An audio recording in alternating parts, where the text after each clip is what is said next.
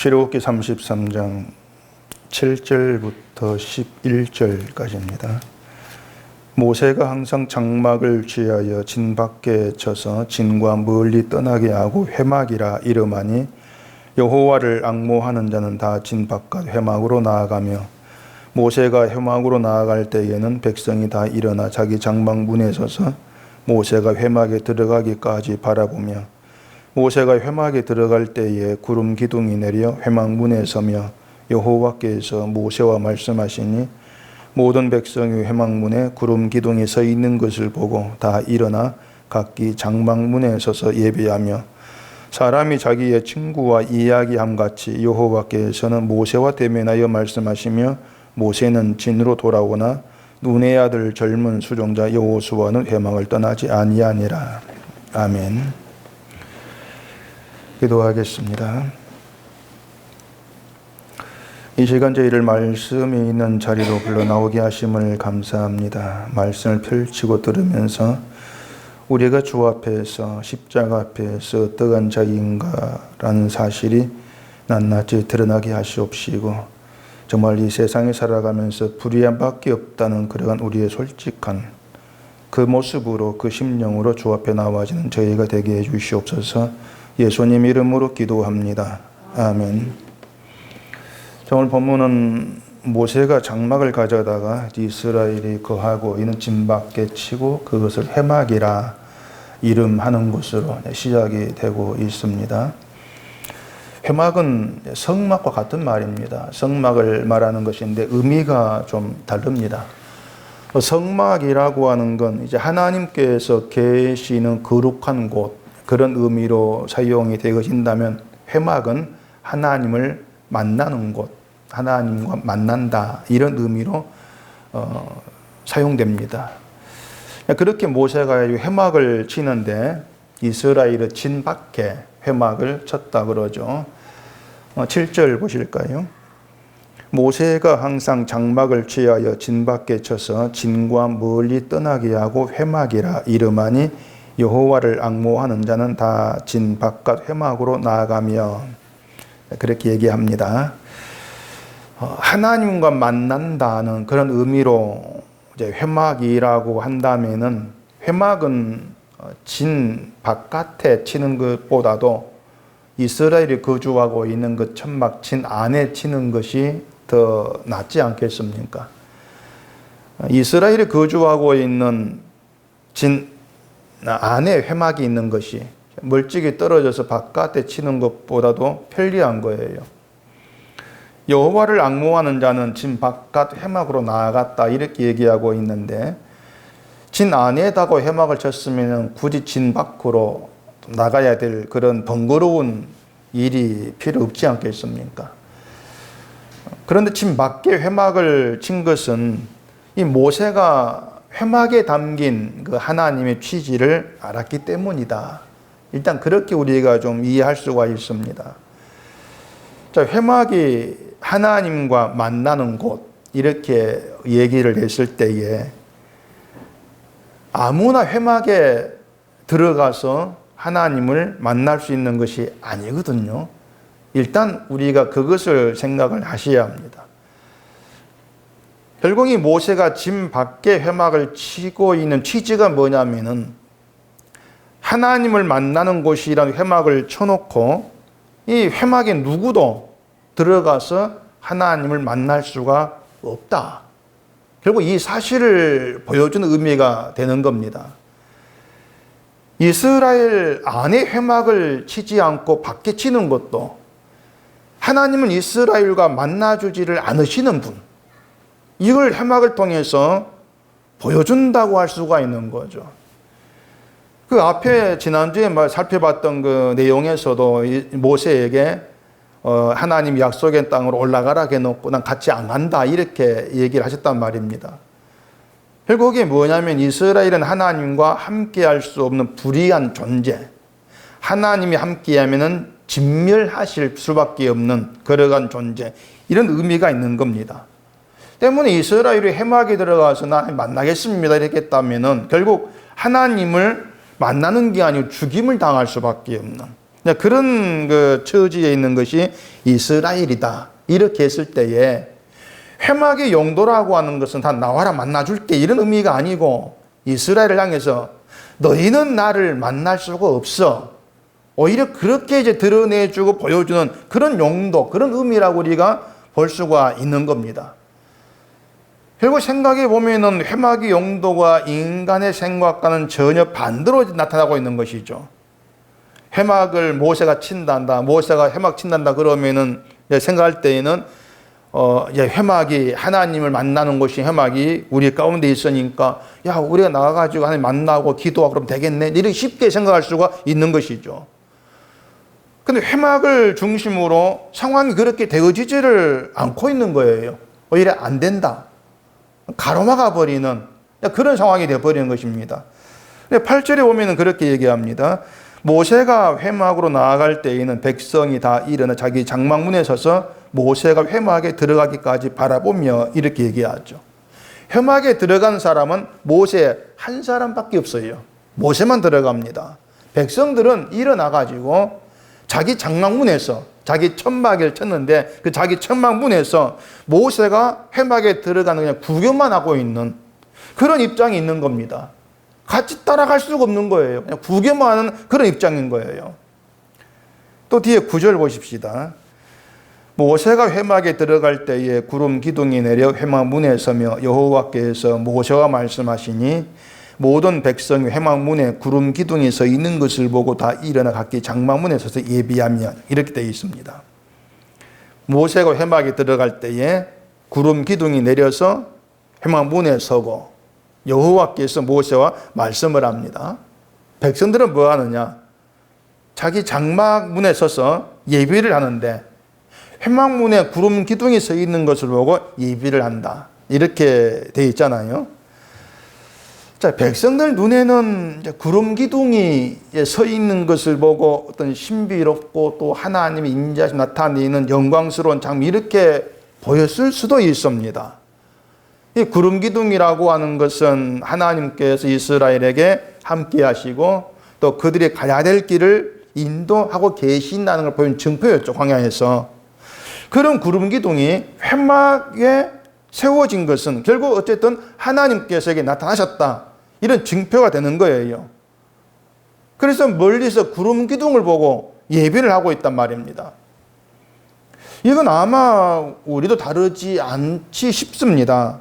실제 우리 앞에서 이 본문과 같은 장면이 재현이 된다면은 누구든 그렇죠. 구름 기둥을 바라보면서 눈을 뜰 것이고 그 구름 기둥이 하나님이 여기 계신다는 증표로 이렇게 다가와진다면은 그 구름 기둥 보면서 예비한다. 이건 당연한 일이라고 할 수가 있는 거예요.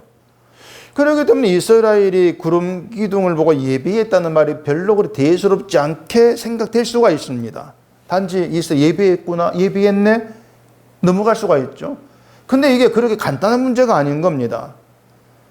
만약 이스라엘 예배했네 이렇게 넘어가게 되어진다면 우리가 주일에 와가지고 예배했다고 해서 어떤 그것이 그냥 어떤 성의 시각에서 예배로 인정되어지느냐 이런 이제 생각하지 않고 그냥 예배했다 이렇게 짚고 넘어가 버린 그런 문제가 되어버리는 것이죠.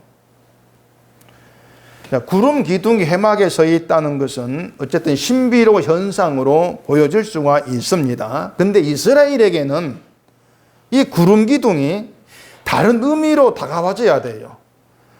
단지 하나님께서 저기 나타나셨다. 야, 신비롭네. 구름 기둥이 서져 있네. 예비하자. 이런 의미가 아니에요.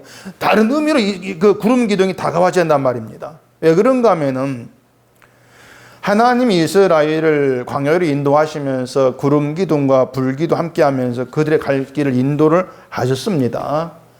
그런데 구름 기둥과 불 기둥으로 그들이 인도받았음에도 불구하고 물이 없고 먹을 것이 없는 그런 길로 인도를 받았단 말이에요. 그런 상황에서 이스라엘은 원망을 했죠. 불평을 하고. 뭐 그런 상황이 원망하지 않은 사람 누가 있겠습니까? 원망과 불평으로 그 상황을 이제 대면을 했죠. 근데 원망을 했는데도 하나님은 바위에서 물이 나오게 하셨고 또 마라에서 쓴 물을 달게 만들어 마시게 했단 말입니다. 그리고 고기가 없다고 원망하니까 또 고기를 주어서 먹게 하신 것입니다. 자, 이처럼 이스라엘은 원망하는 인간으로 나타났고, 하나님은 그 이스라엘의 원망하는 것까지도 용납하시면서 먹을 걸 주시는 그런 하나님으로 이제 나눠지게 된 거예요. 이스라엘은 원망을 했고, 하나님은 원망하는 그런 자들을 진멸해버리지 않으시고 오히려 물과 먹을 것을 주시는 그런 하나님, 이렇게 이제 나타난 것이죠. 그게 뭐냐, 구름 기둥으로 그것을 보이시는 것이죠. 너희가 이러한 존재라고 하는 것이란 말입니다. 그게 구름 기둥을 바라봤을 때 이스라엘의 시각이 되어져야 되는 것이죠. 저 구름 기둥에 우리를 인도했을 때 우리가 어떠한 일을 했었던가, 하나님을 원망했고 하나님은 그런 우리를 용납하시면서 먹을 걸 마실 걸 주셨다. 그리고 지금까지 우리가 이렇게 나와졌다. 그 사실이 그들에게 살아있어야 하는 것이죠. 바꾸고 말하면은 하나님 고마운지를 알아야 한다는 겁니다. 하나님 어떤 분이냐, 고마움이 있어야 한다는 거예요.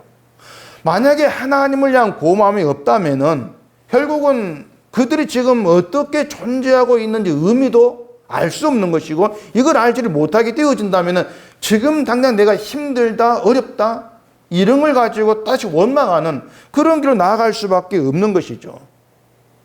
자, 그럼 여기에서 하나님이 그 원망한 이스라엘을 용납하셨다. 그 의미가 뭐겠냐는 것이죠. 그 뜻이 무슨 뜻이겠느냐. 결국 이겁니다. 하나님이 용납하신 것은 이스라엘이 도무지 받아줄 가치를 없는 자를 하나님께서 받아주셨다는 겁니다. 그게 하나님의 자비하심이고 긍휼히 여겨주십니다. 그게 있어야 하는 거예요. 여기에 감사가 있게 되어지는 겁니다. 받아줄 수 없는 자를 하나님께서 받아주셨다. 그래서 감사라고 하는 건 단순히 나를 구원하셔서 감사합니다, 이 정도가 아닌 겁니다. 구원될 수 없는 자를 향한 구원, 그렇게 나왔어야 돼요. 그것 때문에 감사가 되는 거예요. 그래서 신자는요, 예수님이 우리를 대신해서 저주받아 죽은 십자가, 그 십자가를 보면서 내가 저주받아 마땅하다는 사실이 계속해서 확인되어야 한단 말입니다. 이게 사라지면 안 되는 거예요. 계속해서 확인되어져야 돼요. 그렇게 심판이, 저주가 마땅한 나를 대신해서 아들을 보내신 것이고, 나를 저주에 구출하신 하나님의 모든 그 일하심들이 나에게는 사랑으로, 자비하심으로 밀려오게 되는 걸 은혜라고 얘기한단 말입니다. 그게 은혜의 사건인 거예요. 그래, 우리가 십자가에서 나의 저주를 봐야 되는 것처럼 이스라엘 구름기둥에서 자신들이 죄를 봤어야 돼요. 그게 구름기둥을 제대로 바라본 거예요. 그러니까 단순히 구름기둥이 아니고, 그냥 신비한 구름기둥이 아니고 죄를 생각하게 하는 구름기둥이라는 것입니다. 그렇다면 그런 기둥을 보면 예배란다 해서, 예배는 자기 죄를 보면서 그런 자신들을 여기까지 인도하신 하나님의 긍휼로 감사함이 있는 게 참된 예배다, 이렇게 얘기가 되어지는 것이죠. 자, 모세가 회막에 들어갈 때에 구름이 내려서 회막문이 샀다, 이렇게 되어 있습니다. 구름 기둥이 회막문을 가려버린 거와 마찬가지예요. 너희는 못 온다는 겁니다. 모세와 이스라엘 사이를 가려버린 거예요. 그리고 하나님은 모세하고만 말씀을 하고 계시는 것이죠. 모세하고만. 11절 얘기를 합니다. 사람이 자기의 친구와 이야기함 같이 여호와께서는 모세와 대면하여 말씀하신, 모세는 진으로 돌아오나 눈의 아들 젊은 수련자 여호수아는 회막을 떠나지 아니하니라. 자, 지금 하나님은 모세 한 사람하고만 상대합니다. 이스라엘 백성 한 사람 한 사람에게, 야, 너희는 이제 원망하지 말고 날 잘 믿어라, 신앙생활 잘해라, 따져 묻지를 않습니다. 모세하고만 상대를 하시는 거예요. 모세를 대면해서 만나시는 은총을 베푸시는 것이고, 그 은총 안에 모세에게 베푼 은총한 이스라엘을 있게 하시는 것입니다. 이게 구원 방식이에요. 자, 그러면 하나님의 그 구원 방식에서 등장하면 안 되는 것이 뭐냐? 이스라엘이 등장시키면 안 되는 것이 뭐냐? 하나님 모세하고만 상대하시기 때문에 내가 하나님을 열심히 잘 믿어서 구원받겠다는 그런 발상이 나와주면 안 되는 겁니다. 하나님 그걸 막으시는 거예요. 그리고 우리가 해야 되는 게 뭐냐면은 나는 하나님을 믿지 않는 저주받아 마땅한 죄인이라고 하는 그런 사실을 그렇게 자기를 바라보면서 구원의 모든 능력이 주께 있다는 거. 늘 그 믿음 가운데 있어야 하는 것입니다. 그걸 믿음이라고 그러는 거예요. 구원의 모든 능력이 주께 있습니다. 그 믿음이 우리를 천국에 있게 하는 것이란 말입니다. 무작정 예수를 믿는다고 믿음으로 인정되는 게 아닌 것이거든요. 이런 말을 여러분들이 뭐 설교 때만 들어가지고 이제 뭐 그러려냐고 듣겠지만은 이걸 다른 기독교에는 도무지 이해를 못하는 내용들이에요. 이해를 못하죠. 예수를 믿고 예수님으로 이미 용서를 받았는데 아직까지 저주받아 마땅한 죄인이란 말만 하고 있으면 되느냐. 늘 그런 반응 보이는 거죠. 그런 믿음은 앞으로 나가는 것도 없고 뭐 제자리 빙 도는 것 아니냐. 그건 불만이 있는 것입니다. 그런 생각을 하게 되어지는 것은 믿음이라고 하는 것을 자꾸 내가 점차 나아지고 발전되어져 가는 것으로 이해하기 때문에 그런 것입니다. 믿음 그런 게 아닌 것이거든요. 내가 어젠 10가지 죄를 지었으면 오늘은 나아져가 5가지만 짓고 또 그게 믿음의 상태가 아닌 거예요. 어제 내가 좋은 일을 못해서 오늘 내가 좋은 일을 좀 한 가지 하고 그런 식으로 뭔가 내 행실이 점점 나아지는 이걸 두고 믿음이 있다 이렇게 얘기지를 않고 있는 겁니다. 그런 믿음은 성경에 나오지를 않습니다. 결국 믿음을 내가 점차 나아져야 되는 것으로 그렇게 생각하게 되어지는 것은 내가 믿음이 좀 나아져가지고 하나님께 가까이 더 가보겠다는 그런 심보에 지내지 않는 겁니다. 죄 때문에 하나님께로부터 멀어져 있다면은 내가 죄를 줄이고 선을 행하면서 좀 신자답게 나아지면은 하나님께도 가까이 가게 되어지고 복받을 신자로 인정되지 않겠는가 이런 발상이 있는 거예요. 이게 불교식이라고 제가 누누이 말씀을 드렸어요. 불교식이에요. 기독교가 아니거든요. 하나님께 점점 가까이 가서 복을 받는 것은 구원받는 거 없습니다. 아예 갈 수 없는 세계가 회막의 세계예요. 하나님께 예배했다는 이스라엘이 어디에 서서 예배했다고 했습니까? 자기 장막문이에요. 자기 장막문 전부 다. 구름 기둥을 보는 모든 사람들이 자기 천막문에 서가지고 예배를 한 겁니다. 누구는 해막으로 좀 더 가까이 가서 예배를 드리고 이게 없어요. 그냥 똑같이 자기 문에 서가지고 예배를 드린 거예요. 그러니까 이스라엘 안에는 누가 좀 더 나을까, 누가 좀 더 함께 가까이 가 있는 사람인가 이런 차이가 없다는 겁니다. 그걸 보이는 게 회막이고 구름 기둥이에요. 다 오지 마라 막아버리는 거죠. 나는 모세와 상대하겠다. 이스라엘이 그 사람들이 모두가 성품이 다 똑같고 뭐 성격 똑같은 그런 사람 아니지 않습니까? 이런 사람이 있고 저런 사람이 있고 행동 다 틀리거든요. 그런데도 그걸 따지지 않고 모든 자가 다 자기 장막문에 서가지고 예배를 드린다. 회막 쪽 나가지를 못한다. 똑같다는 겁니다. 똑같이 다 저주받을 하나님 징멸받을 존재 지나지를 않는다. 그걸 보여주는 것이죠. 그러니까 구름 기둥으로 나타난 죄는 똑같다. 모두에게. 이스라엘에게. 왜 그런가 하면은요. 인간에게 가장 중요한 것은 자기 삶이거든요. 내 삶. 그래서 내 삶이 힘들어지고 원하는 대로 안 되고 원망하게 되어져 있습니다. 어떠한 사람이라 할지라도. 그런 점이 인간은 똑같은 거예요. 나는 내 생활 때문에 하나님 원망해 본 적이 없다. 이건 인간들을 모르는 무지한 말이죠. 만약 정말 어떤 자기 생활 때문에 원망이 안 나왔다면은 그건 그동안에 뭔가 원망할 만한 그런 상황이나 행편이 아니었다. 그 정도일 뿐인데 그걸 모르는 것이죠. 그래서 우리가 늘 이 세상을 살아갈 때에는 내 뜻대로 잘 되는 걸 항상 바라겠지만은 우리가 믿음의 문제 생각하면은 내 뜻대로 잘 된다는 것은 오히려 위험한 순간이다는 그런 생각도 해볼 수 있어야 하는 것입니다. 왜 그런가 하면은요. 내 뜻대로 잘 되고 사는 게 편하고 문제가 없으면은 하나님 하시는 일을 생각하고 고민하고 하나님 누군가 이런 갈등할 이유가 없어집니다. 그럴 필요가 사라지죠. 한마디로 말해서 예수 믿을 필요성을 느끼지를 못하는 거예요. 모든 게 잘 되니까. 뭐 그저 하나님 은혜입니다 해주고 교회 나오면 끝나는 거죠. 이런 사람들에게는 어쩌면 교회에 나오는 일도 귀찮은 일이 될지도 모르겠습니다. 천국 문제 때문에 믿기는 믿어야 되는데 교회는 귀찮다. 이런 생각이 있을 수가 있죠. 그래, 이런 사람들의 어찌 보면은 코로나는 그런 마음을 도와주고 있죠. 교회 가는 귀찮은데 잘 됐다는 거죠. 안 나가도 되고. 뭐 지금 방송 보고 있는 분들 지적하는 말이 아니고. 세상적인 편함이 우리를 그런 심보로 끌어갈 수도 있다는 그 사실을 좀 염두에 두고 생각해 보자는 것입니다. 편하게 산 좋게만은 않다는 것이죠. 다시 말했지만은 이 신앙생활에서 가장 위험한 것으로 봐야 되는 때 언제인가 하면은 나 잘 나가. 아무 문제 없어. 다 잘 돼. 그런 환경입니다.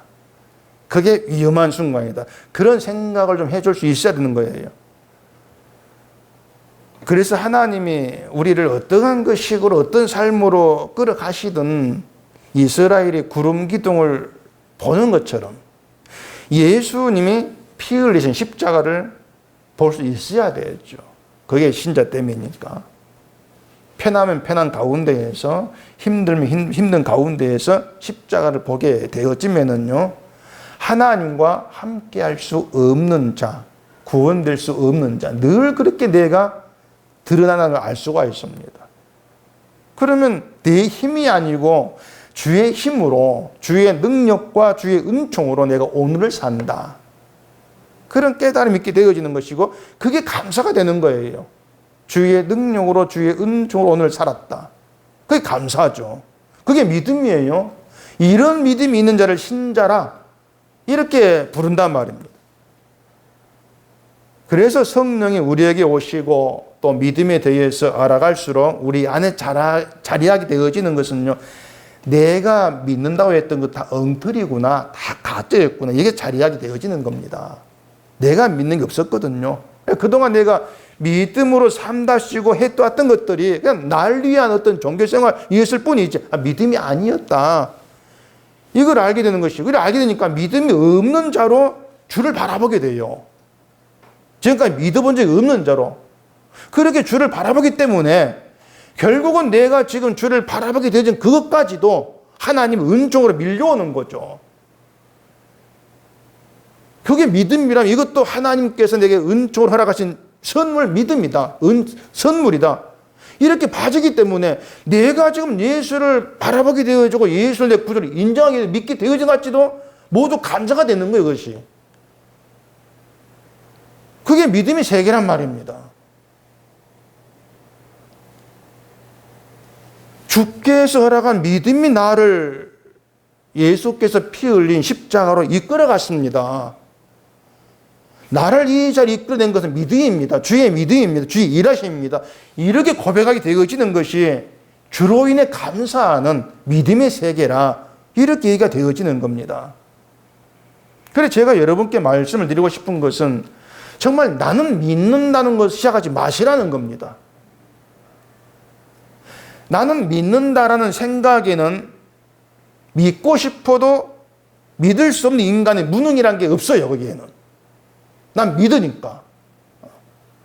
난 믿은 적이 없었어. 이렇게 나와줘야만이 믿고 싶어도 믿을 수 없는 인간의 무능이 거기에 담겨가지고 드러난단 말입니다. 그러니까 내가 이렇게 무능한 자로 드러났을 때에 이렇게 무능한 나를 끌어온 분이 누구지? 이렇게 묻는 거예요. 주를 믿을 능력이 없는 나를 이 믿음의 자리에 끌어놓고 십자가를 고백하게 하신 그분이 누구지? 이렇게 나아가지는 거죠.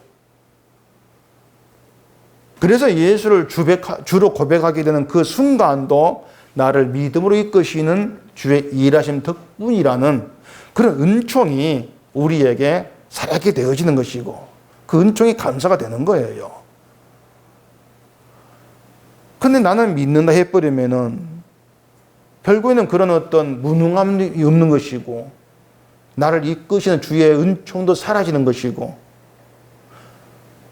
뭔가 물이 없고 멀뚱한 상황에서는 난 잘 믿었는데 물이 없습니까? 이런 원망이 나와지게 되는 거죠. 그래서 여러분들이 성경을 보시고 또 말씀을 들으시면서 여러분 자신들이 얼마나 엉터리였는지가 늘 실감이 되어져야 한단 말입니다. 그건 우리가 뭐 굳이 생각 안 해도 우리가 살아가면서 뭐 자식에 부딪히고 또 이런저런 상황 속에서 늘 실감이 돼요. 내가 얼마나 엉터리인가인지. 그래서 난 엉터리야 이렇게 고개 끄덕거리는 거 끝나지 마시고 정말 믿은 적이 없다는 내가 믿은 적이 없는 홍해에서 빠져 죽은 애국과 똑같은 그게 지금의 나 그렇게 가슴 깊이 인정이 되어버려야 돼요. 그렇게 인정이 되어진다면 지금 내가 부자냐 가난한 사람이냐 이게 중요한 것이 아니고 십자가를 바르게 하느냐 내가 이게 중대한 문제로 자리하게 되는 거죠. 그래서 우리가 하나님께서 살게 하신 대로 살아가는 삶을 가만히 들여다보면은 하나님은 결국 그겁니다. 우리의 모든 삶들을 다 동원하시면서 내가 얼마나 믿음 없는 자이고 무능한 자인가를 보게 하시고 그런 나를 믿음으로 붙들어서 주님이 죽은 십자가로 데려가신다는 여기에 대한 감사함 있게 하시는 것 그걸 위한 삶이다. 우리 그렇게 볼 수가 있는 거죠. 결국 날 위한 삶이라고 하는 게 하나님께 없다. 우리 그렇게 늘 확인되어져야 돼요. 하나님 일하시면은 날 위한 인생이라고 하는 거 아예 없다. 주를 위한 인생이었던 것이고 하나님이 영광을 위해 간섭되고 하나님께 개입하시는 그런 인생이었다. 그렇게 인정이 되어져야 되는 것이죠. 우리가 인생을 그렇게 보게 되어지면 결국 복 받아가지고 행복하게 잘 살아보겠다는 것도 피조물인 인간이 나에게만 뜻을 두는 구원받지 못할 시각이다. 우리 그렇게 보게 되어지는 것입니다. 때문에 교회가 정말 예수 믿고 뭐 복 받고 행복한 인생 되어진다 이렇게 얘기를 하고 있는 것은 하와를 유혹했던 사탄의 유혹에 지나지를 않습니다. 그래서 사탄 유혹과 똑같은 것이죠.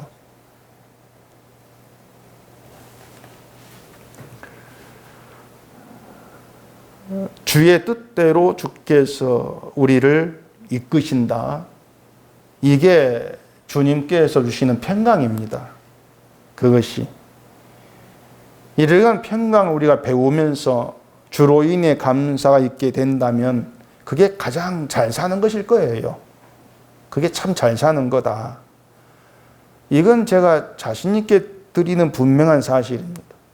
우리가 온갖 부유를 다 누리면서 감사가 없이 하나님의 은혜를 알지 못한 상태에 사는 것보다도 뭔가 가난하고 힘들게 사는 가운데서라도 인간이 어떠한 존재인가를 알아가고 깨닫게 되어지면서 그런 날 위해서 십자가에 죽은 예수님의 은혜와 희생이 감사가 되어 나오는 그런 인생이라면은 그게 정말 복받은 것이고 그게 성공한 것이고 그게 잘된 것이고 그게 진짜 평안 가운데 있는 것이다. 그렇게 결론 내릴 수가 있는 거죠. 하나님 우리를 그런 걸 배우게 하시려고 그런 평강함을 느끼게 하시려고 우리를 간섭하신다는 거예요.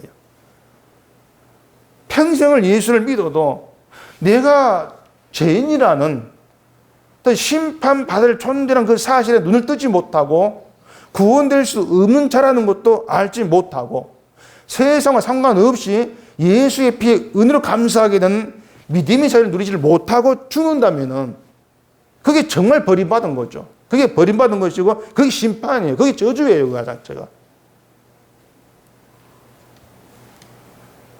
우리가 믿음이라고 하는 그렇게 해석이 돼야 되는 것이지 뭐 교회 잘 다니고 주일 잘 지키고 봉사자라고 뭐 이런 것은 예수 믿습니다.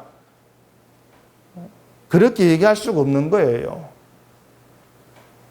범사에 감사하고 항상 기뻐하는 거 이걸 모르면서 예수를 믿는다. 그렇게 얘기할 수가 없는 거죠. 그래서 우리가 믿음에 대해서만큼은 늘 소홀하게 생각지를 마시라는 겁니다.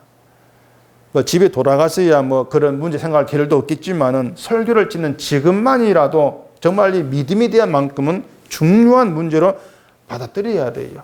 심각하고 무거운 그런 문제로 생각해 주셔야 한단 말이에요. 그 33장 3절 봐보십시다. 출애굽기. 너희를 적과 꿀이 흐르는 땅에 이르게 하려니와 나는 너희와 함께 올라가지 아니하리니 너희는 목이 곧은 백성인즉 내가 길에서 너희를 진멸할까 염려함이라 하시니, 이렇게 적과 꿀이 흐르는 땅, 이런 말이 나옵니다. 이스라엘을 적과 꿀이 흐르는 땅 이렇게 하시겠다는 것은 모세를 부르실 때부터 하셨던 그런 말씀이죠. 출애굽기 3장을 보실까요? 출애굽기 3장 8절입니다. 내가 내려가서 그들을 애굽인의 손에서 건져내고 그들을 그 땅에서 인도하여 아름답고 광대한 땅, 적과 꿀이 흐르는 땅, 곧 가나안 족속, 헷 족속, 아모리 족속, 브리스 족속, 히위 족속, 여부수 족속의 지방에 데려가려 하노라. 이렇게 모세를 이스라엘 애굽에 보내시면서 이미 적과 꿀이 흐르는 땅을 말씀을 하셨던 것이죠. 자, 우리가 이제 적과 꿀이 흐르는 땅으로 인도하신다, 이러한 말씀에서 상상하게 되는 것이 뭐냐면은 애굽의 고생이 끝났고 행복 시작이다, 그런 느낌으로 생각하기가 쉽습니다. 적과 꿀이 흐른다 이렇게 하면은 땅이 좋아가지고 뭐 농사 잘 되고 가축도 뭐 잘 키울 수 있어가지고 먹을 게 풍부해지고 한마디로 말해 잘 먹고 잘 살게 되는 그런 땅, 그런 기대를 하게 되는 것이죠. 근데 적과 꿀이 흐르는 땅으로 인도하시는데 왜 광야로 데려가냐 그 말입니다. 왜 광야로 데려가시느냐? 그냥 쉽게 곧바로 적과 꿀이 흐르는 그 땅으로 들어가시면은, 잘 살게 하면은 얼마나 좋냐 말이에요.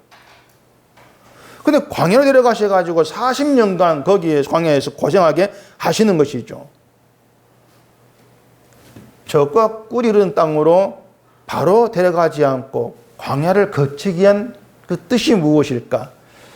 아마 여러분 그 이유를 생각할 수 있다면은 정말 하나님과 잘 소통한 관계에 있다, 이렇게 얘기될 거예요. 모르신다 해도 제가 지금 드린 내용이 수긍이 되어진다면은 하나님 소통한 관계에 있는 것이라고 할 수 있을 겁니다. 이렇게 생각해 봅시다. 만약에 광야라고 하는 과정이 없이 적과 꿀이 흐르는 땅으로 바로 들어갔다고 합시다. 이스라엘이 바로 들어갔습니다. 광야라는 과정 없이 오늘 본문대로 회막이 이스라엘 장막 밖에 치고 구름기둥 세워지고 이스라엘 가까이 가지도 못하고 예배하고 어떤 그런 상황도 없이 약속 땅에 바로 들어갔습니다. 그럼 뭐가 없게 되는 것이죠? 없는 거. 이스라엘에게 없는 거. 광야 사건이 없으니까 하나님 원망하고 불평했던 그 죄의 사건이 없는 거지 않습니까? 바로 들어가면은. 죄가 없다는 게 아니고 그 죄를 알게 될 사건이 사라지는 거예요. 송아지를 만든 일도 없을 것이고 3,000명이 죽고 하나님이 그들을 치시는 그런 일도 없을 거란 말입니다. 그러면은 아무것도 없는 그런 상태로 광야로 가나안 땅에 들어갔습니다. 그 가나안에 들어가서 알 수 없는 것이 뭐겠습니까? 죄를 모르는 상태로 들어갈 때 알 수 없는 거. 자신들이 그 땅에 들어올 자격도 못 된다는 그것을 모르는 것이에요. 그게 사라지는 것이에요. 그걸 알지를 못한다는, 그러니까 우리가 이 땅에 들어올 자격이 없다, 이걸 모른다는 것이 이스라엘 다움의 중대한 결격 사유가 되는 것입니다. 그 은혜를 모르는 자를 하나님은 그 땅에서 내치겠다 그랬어요. 내 백성으로 인정하지 않겠다는 겁니다. 은혜를 안다는 게 중요한 것이죠.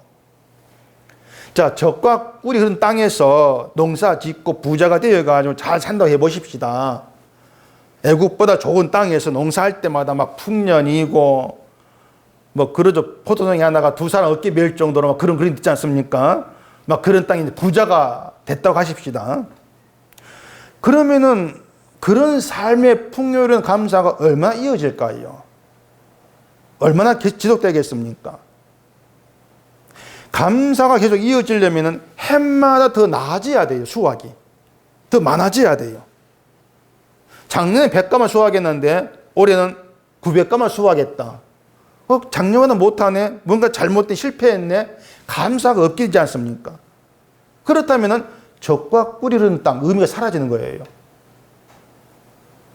근데 이스라엘이 그 땅에 들어올 자격이 없는 자로 자기를 보게 되어지면 문제가 달라집니다. 올해 수확이 얼마가 되었든 그것도 받을 자격이 없어. 이걸 살게 생각이 되어지면 주신 것의 분량을 떠나가지고 받을 자격이 없는 자에게 주어진 은혜가 되는 거예요. 얼마가 되었든지 간에. 그렇게 모든 것이 주의 은혜로 주어진 것이고 결국은 주의 은혜가 살게 한다. 이걸 안다면 모든 게 감사가 되죠. 그게 적과 꿀이 흐르는 땅이란 말입니다. 모든 게 감사가 되는 게. 그래 적과 꿀이 흐르는 땅이라고 하는 것은 실제 어떤 뭐 곡식 심는 그런 땅이 아니고 은혜를 아는 상태를 얘기합니다. 그 땅에 들어올 자격이 없는 자임을 아느냐.